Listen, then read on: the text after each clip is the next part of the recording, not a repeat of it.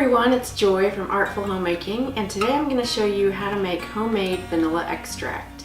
This is a super simple thing you can make, and I've been making our vanilla extract for at least the past 10 years. And you've probably come across a tutorial for this before, so it's probably, it's just so simple that it almost feels like it doesn't require a tutorial. But I just thought it'd be kind of fun to share that with you today. So all you need to make your own homemade vanilla extract is vanilla beans, and I'm using, it's bourbon Madagascar vanilla beans. That's what I've always used all these years, so I just keep buying them. They have increased in price since I started making them years ago, but I still think it's better to make your own and to get actual real vanilla that's not, it doesn't have added ingredients. The price it's worth it to me. So all you're gonna need, like I said, is some vodka. I usually use vodka. I do have some, you can also make it in other types of alcohol, and I've made it in rum before. This time I thought I would try it because my mom had some rum she was getting rid of. It was in her pantry. I think she was gonna make vanilla with it, and she asked me if I wanted it, so I went ahead and took it. And I just tinctured this, put this the beans right in the bottle. I don't know if you can tell they're in there, but this I made sometime months ago, like actually last year. So this has been sitting there for quite some time. And the beans are still in there. They're completely submerged by the alcohol, and so they're fine in there. And honestly, if you're trying to decide between which alcohol to use, we prefer the vodka because it's more of a traditional vanilla extract taste. The rum is a little different of a taste, but it's something different if you want to try it. My family kind of preferred the vodka, so I think I'll be sticking with that. But it was kind of interesting to do it in a different type of alcohol just for a change. So once mine is tinctured, like I said, this is a glass bottle, so I just went ahead and put the vanilla beans right in this glass bottle and let the extract happen in here. So I didn't even put it in a different bottle, and you can do that. I usually prefer not to do that with the vodka just because it's plastic and I prefer glass. And then after the vanilla has been sitting there for several months, I go ahead and put it in this little container. So it just makes it easier to come out. It's got a little flip top lid, and I'll put a link to where you can find these in the description below. But anyway, on to the tutorial. All you're going to do, you can do this lots of different ways. In the past, I've split them down the middle. That's not really necessary. You don't have to do that.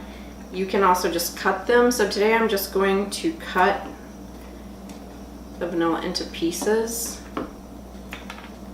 And I use my kitchen shears. You could also use a sharp knife and do that. And I just find my kitchen shears to be easier. But like I said, you can split them down the middle if you want to. That's what I've done in the past. The ones in this are split down the middle. If I'm going to put them in a smaller container, like sometimes for gift giving, I'll put them in little tinier bottles. I usually cut them anyway, so this works fine. So I'm just cutting these into about 1 inch long pieces, maybe a little bit bigger. It doesn't have to be precise. That's the thing, vanilla, it just doesn't really matter. They're kind of flying all over here. So you cut your vanilla beans and put them in the jar. And I used about an ounce of vanilla beans for this jelly jar, which holds about 8 ounces of liquid. So that's about a general rule of thumb. So I'm just going to put those in the jar, and then all you do is take your vodka or whatever alcohol you decide to use and fill the jar up with the vodka.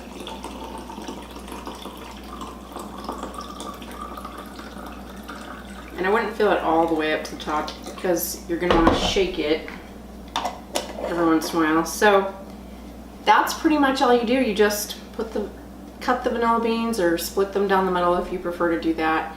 And then you put them in a jar and cover the inside with alcohol, and that's pretty much it. And then you put it in a dark place and let them sit for at least 4 months. Usually is how long I like to let mine go, 4 to 5, 6 months, it doesn't matter. So I like to always have some going just to make sure we don't run out. So anyway, as I said, you can use a different type of alcohol, and once this is done, I'm going to transfer it to this little bottle, and that's it. And it is a good idea to give it a shake every once in a while. It just kind of helps it. It's kind of like making an herbal extract, an herbal tincture.